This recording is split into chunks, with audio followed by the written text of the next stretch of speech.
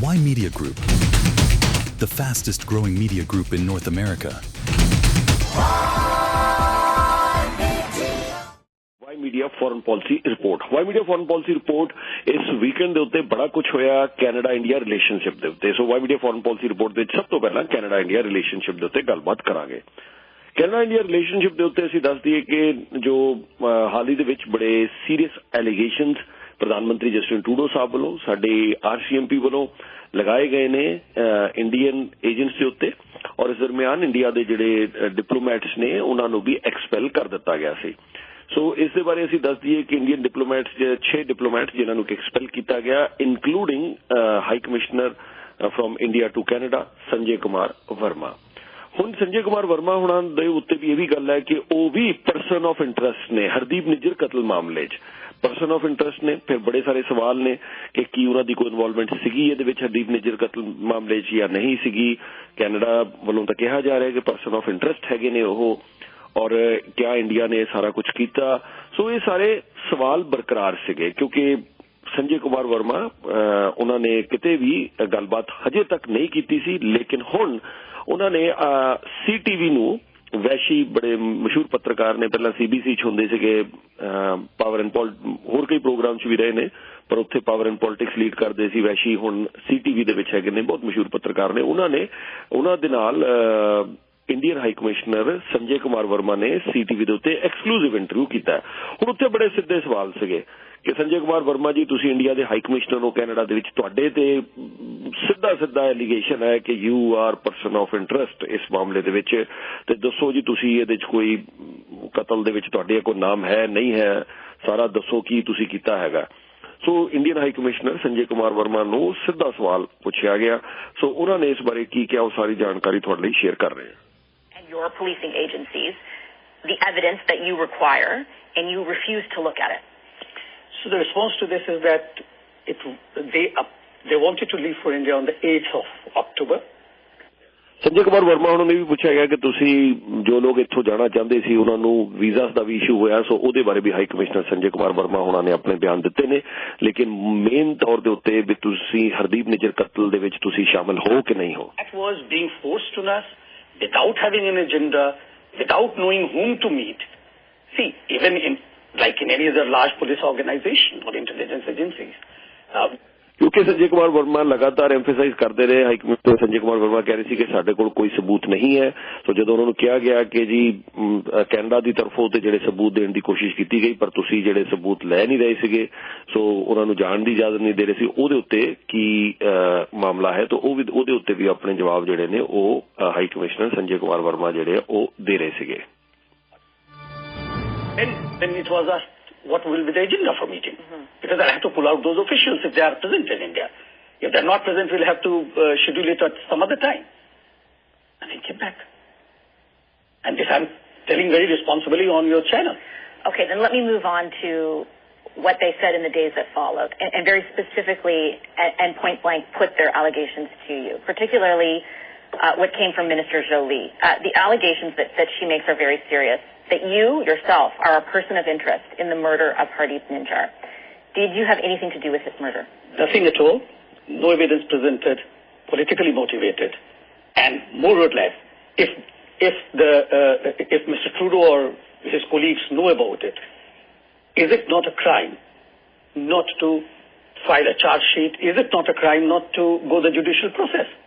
But, I mean, you're a person of interest. You haven't been accused of anything. They would like to ask you questions and therefore asked for you or your government to waive your diplomatic immunity so those questions could be asked. You would not do that. Well, see, on what basis? They should, if you are a defendant, for example, which I'm not, then you will be shared with the evidence on the basis of which anything can take place. And that happens even if you have been caught for a petty crime.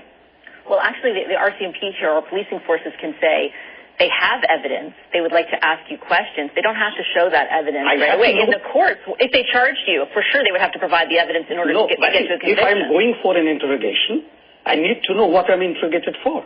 I need to know what are the evidence that you have so that I go prepared.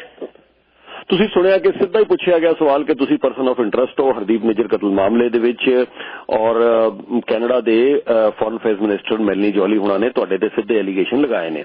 ਸੋ ਤੁਸੀਂ ਸੁਣ ਲਿਆ ਕਿ India ਦੇ ambassador India ਦੇ high commissioner to Canada Sanjay Kumar Verma ਕਹਿ ਰਹੇ ਨੇ ਕਿ ਜਿਹੜੇ ਵੀ ਐਲੀਗੇਸ਼ਨ ਲਗਾਏ ਗਏ ਨੇ ਚਾਹੇ ਉਹ ਟਰੂਡੋ ਸਾਹਿਬ ਵੱਲੋਂ ਲਗਾਏ ਜਾ ਰਹੇ ਨੇ ਚਾਹੇ ਮੈਲਨੀ ਜੋਲੀ ਜੀ ਵੱਲੋਂ ਲਗਾਏ ਜਾ ਰਹੇ ਨੇ ਇਹ ਸਾਰੇ ਪੋਲੀਟੀਕਲੀ ਮੋਟੀਵੇਟਡ ਨੇ। ਉਹਨਾਂ ਨੇ ਸਾਫ਼ ਇਨਕਾਰ ਕਰ ਦਿੱਤਾ ਕਿ ਕੋਈ ਨਾ ਦਾ ਇਹਦੇ ਨਾਲ ਲੈਣਾ ਦੇਣਾ ਨਹੀਂ ਹੈ।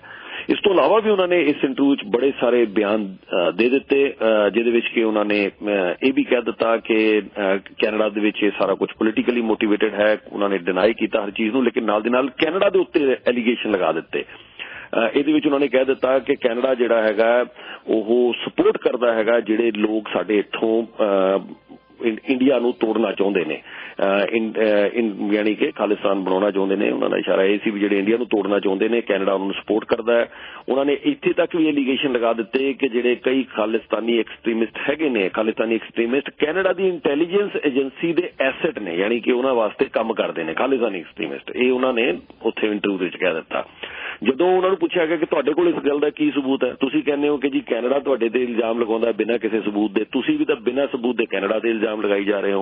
ਉਹ ਕਹਿੰਦੇ ਠੀਕ ਹੈ ਜੇ ਕੈਨੇਡਾ ਲਗਾ ਰਿਹਾ ਤੇ ਜੇ ਕੈਨੇਡਾ ਦੇ ਸਬੂਤ ਠੀਕ ਹੈ। ਸੋ ਇਹ ਸਾਰਾ ਵੀ ਹੋਇਆ ਪਲੱਸ ਉਹਨਾਂ ਨੇ ਹੋਰ ਬੜੇ ਸਾਰੇ ਸੀਰੀਅਸ ਐਲੀਗੇਸ਼ਨ ਜਿਹੜੇ ਨੇ ਉਹ ਬਲਕਿ ਕੈਨੇਡਾ ਦੇ ਉੱਤੇ ਲਗਾਤੇ। ਇਹਨਾਂ ਦੇ ਉੱਤੇ ਫੋਰਨ ਇੰਟਰਫੇਰੈਂਸ ਦੀ ਗੱਲ ਕੀਤੀ ਜਾ ਰਹੀ ਹੈ। ਉਹ ਕਹਿੰਦੇ ਜੀ ਇੱਧਰੋਂ ਕੈਨੇਡਾ ਜਿਹੜਾ ਉਹ ਫੋਰਨ ਇੰਟਰਫੇਰੈਂਸ ਕਰ ਰਿਹਾ ਹੈਗਾ। ਸੋ ਇਹ ਸਾਰਾ ਕੁਝ ਆਪਣੇ ਵਿਚਾਰ ਉਹਨਾਂ ਨੇ ਸਾਂਝੇ ਕੀਤੇ ਨੇ। Because the evidence, what they call these evidence are hearsay, and I know for sure that they go from one person to the other, asking them about the hearsay. Most of them are those who are pro-Khalistan elements, anti-India elements, anti-India Canada elements, and then they take that as evidence. The only thing I would respond. ਸਬੂਤ ਕਿਉਂ ਨਹੀਂ ਹੈ ਉਹਦੇ ਉੱਤੇ ਸੰਜੇ ਕੁਮਾਰ ਵਰਮਾ ਜੀ ਕਹਿ ਰਹੇ ਨੇ ਕਿ ਜੀ ਇਹ ਸਾਰੀ ਸੁਣੀ ਸੁਣਾਈਆਂ ਗੱਲਾਂ ਨੇ ਔਰ ਇਹ ਇੱਕ ਤੋਂ ਦੂਸਰੀ ਜਗ੍ਹਾ ਜਾਂਦੇ ਨੇ ਔਰ ਸਾਰੀ ਸੁਣੀਆਂ ਸੁਣਾਈਆਂ ਗੱਲਾਂ ਦੇ ਉੱਤੇ ਹੀ ਜਿਹੜੇ ਕਿ ਪ੍ਰੋ ਖਾਲਿਸਤਾਨੀ ਲੋਕ ਨੇ ਜਿਹੜੇ ਐਂਟੀ ਇੰਡੀਆ ਲੋਕ ਨੇ ਉਹਨਾਂ ਲੋਕਾਂ ਤੋਂ ਜਾ ਕੇ ਸਾਰੀ ਇਨਫੋਰਮੇਸ਼ਨ ਇਕੱਠੀ ਕਰ ਲੈਂਦੇ ਨੇ। ਇਹਨਾਂ ਕੋਲ ਹੋਰ ਕੋਈ ਸਬੂਤ ਨਹੀਂ ਹੈ ਕੈਨੇਡਾ ਕੋਲ ਇਸ ਵੇਲੇ ਔਰ ਇਸ ਕਾਰਨ ਉਹ ਕਹਿੰਦੇ ਜੀ ਇਹ ਸੁਣੀ ਸੁਣਾਈ ਗੱਲਾਂ ਦੇ ਉੱਤੇ ਸਾਰਾ ਕੇਸ ਇਹਨਾਂ ਨੇ ਪੋਲੀਟੀਕਲੀ ਮੋਟੀਵੇਟਡ ਜਿਹੜਾ ਉਹ ਬਿਲਡ ਕਰ ਲਿਆ। ਅੱਛਾ ਇਸ ਤੋਂ ਇਲਾਵਾ ਉਹਨਾਂ ਨੇ ਇੱਕ ਅਹਿਮ ਚੀਜ਼ ਕਿ ਉਹਨਾਂ ਨੂੰ ਕਿਹਾ ਗਿਆ ਕਿ ਫਿਰ ਤੁਸੀਂ ਹਰਦੀਪ ਨਿੱਜਰ ਦੇ ਕਤਲ ਦੇ ਵਿੱਚ ਤੁਹਾਡੀ ਇਨਵੋਲਵਮੈਂਟ ਨਹੀਂ ਹੈ ਇੰਡੀਆ ਨਹੀਂ ਇਹ ਸਾਰਾ ਕੁਝ ਕਰ ਰਿਹਾ ਤਾਂ ਫਿਰ ਇਹ ਦੱਸੋ ਕਿ ਤੁਸੀਂ ਉਹਨੂੰ ਕੰਡੈਮ ਕਰਦੇ ਹੋ ਹਰਦੀਪ ਨਿੱਜਰ ਦਾ ਕਤਲ ਹੋਇਆ ਗਲਤ ਹੋਇਆ ਇਹਨੂੰ ਕੰਡੈਮ ਕਰਦੇ ਹੋ। ਤੇ ਹਾਈ ਕਮਿਸ਼ਨਰ ਸੰਜੇ ਕੁਮਾਰ ਵਰਮਾ ਨੇ ਕੰਡੈਮ ਕਰ ਦਿੱਤਾ ਕਿ ਹਾਂਜੀ ਬਿਲਕੁਲ ਅਸੀਂ ਤਾਂ ਕੋਈ ਵੀ ਐਕਸਟਰਾ ਜੁਡੀਸ਼ੀਅਲ ਕਿਲਿੰਗ ਹੈ ਕਿਸੇ ਦਾ ਵੀ ਕਤਲ ਹੋਏ ਤੇ ਅਸੀਂ ਉਹਨੂੰ ਸਖਤ ਸ਼ਬਦਾਂ ਦੇ ਵਿੱਚ ਜਿਹੜਾ ਉਹ ਕੰਡੈਮ ਕਰਦੇ ਹਾਂ। The Canadian government to come out clean, showing me the evidence of anything. If you can take issue with them, I understand that. I'm saying, from my perspective, having read it, that isn't just hearsay, that the connection they lay out to the government of India and Mr. Nijjar's murder is not just hearsay, it is based on evidence that they have spelled out. That is why there is a high-level committee and talking to them. Canadians have not given, I shouldn't say Canadians, the Canadian agencies which are talking to us have not given a shred of evidence, including on the 12th October meeting in Singapore, for us to act upon. You cannot see, gone are the days when the so-called 12 October the Singapore the meeting ਉਹ refer ਕਰ ਰਹੇ ਨੇ ਜਿਹੜੀ ਉਹ secret meeting ਹੋਣੀ ਸੀ। ਹੁਣ secret ਤਾਂ ਨਹੀਂ ਰਹੀ ਉਹ ਤਾਂ ਸਭ ਨੂੰ ਹੀ ਪਤਾ ਲੱਗ ਗਿਆ ਹੈਗਾ ਜਿਹਦੇ ਵਿੱਚ ਕਿ ਇੰਡੀਆ ਵੱਲੋਂ ਲੀਡ ਕਰ ਰਹੇ ਸੀ 12 ਅਕਤੂਬਰ ਦੀ ਸਿੰਗਾਪੁਰ ਦੇ ਵਿੱਚ ਹੋਈ ਮੀਟਿੰਗ ਸ਼ਨੀਵਾਰ ਵਾਲੇ ਦਿਨ ਇੰਡੀਆ ਵੱਲੋਂ NSA ਅਜੀਤ ਦੋਵਾਲ ਲੀਡ ਕਰ ਰਹੇ ਸੀ। ਸਾਡੇ ਕੈਨੇਡਾ ਦੀ ਜਿਹੜੇ SA ਨੇ ਨੈਟਲੀ ਡਰਾ ਉਹ ਵੀ ਉੱਥੇ ਪਹੁੰਚੇ ਸੀਗੇ। ਇਸ ਤੋਂ ਇਲਾਵਾ ਸਾਡੇ ਕੈਨੇਡਾ ਦੇ deputy foreign minister David Morrison ਵੀ ਉੱਥੇ ਪਹੁੰਚੇ ਸੀਗੇ ਔਰ RCMP ਦੇ ਸੀਨੀਅਰ ਅਫੀਸ਼ੀਅਲ ਉਹ ਵੀ ਉੱਥੇ ਪਹੁੰਚੇ ਸੀ ਮੀਟਿੰਗ ਦੇ ਵਿੱਚ। ਸੋ ਕਹਿੰਦੇ ਜੀ ਉੱਥੇ ਵੀ ਸਬੂਤ ਦੇਣਾ ਸੀਗਾ ਇਹ ਸੰਜੇ ਕੁਮਾਰ ਵਰਮਾ ਹੋਣਾ ਦਾ ਕਹਿਣਾ ਉੱਥੇ ਵੀ ਕੈਨੇਡਾ ਵੱਲੋਂ ਕੋਈ ਵੀ ਸਬੂਤ ਜਿਹੜਾ ਉਹ ਨਹੀਂ ਦਿੱਤਾ ਗਿਆ।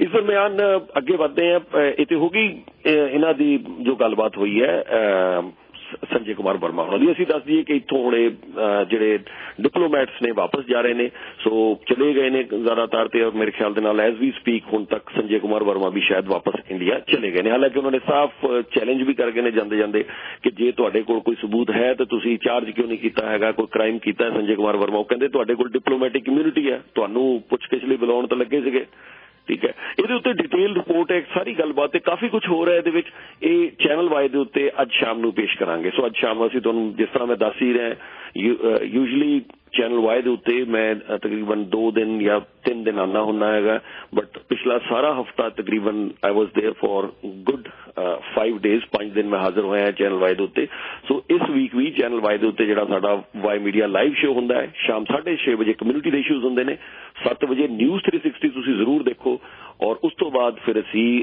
7:30 ਵਾਈ ਮੀਡੀਆ ਲਾਈਵ ਪੇਸ਼ ਕਰਾਂਗੇ ਔਰ ਇੱਥੇ ਅਸੀਂ ਦੁਬਾਰਾ ਦੱਸ ਦਈਏ ਕਿ ਜੇ ਤੁਸੀਂ ਚੈਨਲ ਵਾਈ ਦੇ ਉੱਤੇ ਕੋਈ ਵੀ ਚੀਜ਼ਾਂ ਮਿਸ ਕਰੋਗੇ ਫਿਰ ਉਹ ਕੜੀਆਂ ਤੁਸੀਂ ਮਿਸ ਕਰ ਜਾਓਗੇ ਸੋ ਸਾਡੀ ਬੇਨਤੀ ਹੈ ਕਿ ਡਿਫਰੈਂਟ ਮੁੱਦਿਆਂ ਦੇ ਉੱਤੇ ਚਾਹੇ ਉਹ ਪੰਜਾਬ ਦੀ ਖਬਰ ਹੈ ਜਾਂ ਪਾਕਿਸਤਾਨ ਅਮਰੀਕਾ ਕੈਨੇਡਾ ਔਰ ਇਹ ਜਿਹੜੇ ਕੈਨੇਡਾ ਇੰਡੀਆ ਰਿਲੇਸ਼ਨ ਤੇ ਸਾਡੀ ਜਿਹੜੀ ਰਿਪੋਰਟ ਹੈ ਉਹ ਤੁਸੀਂ ਕਈ ਤਰ੍ਹਾਂ ਦੀਆਂ ਕੜੀਆਂ ਮਿਸ ਕਰ ਸਕਦੇ ਹੋ ਸੋ ਜੇ ਤੁਸੀਂ ਪੂਰੀਆਂ ਉਹ ਸਭ ਕੁਝ ਦੇਖਣਾ ਚਾਹੁੰਦੇ ਹੈਗੇ ਹੋ ਤਾਂ ਫਿਰ ਤੁਸੀਂ ਵਾਈ ਮੀਡੀਆ ਸਾਡੀ ਫੋਰਨ ਪਾਲਿਸੀ ਰਿਪੋਰਟ ਡਿਟੇਲ ਦੇ ਵਿੱਚ ਤੁਸੀਂ ਚੈਨਲ ਵਾਈ ਤੇ ਦੇਖ ਸਕਦੇ ਹੋ Y Media Group, the fastest growing media group in North America.